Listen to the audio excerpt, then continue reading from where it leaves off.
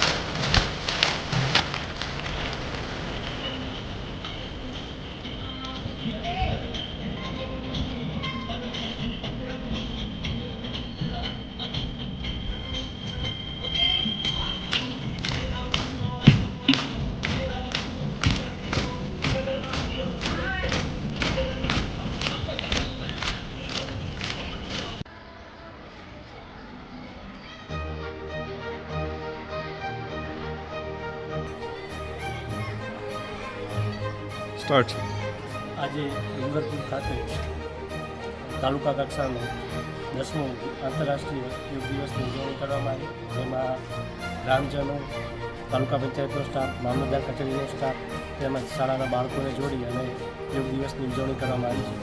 તમામને સારી રીતે યોગ કર્યા અને બધાને યોગનો લાભ થાય એની આપણે સમજૂતી પણ આપવામાં આવી। સાથે જે ટ્રેનર પણ હતા એમને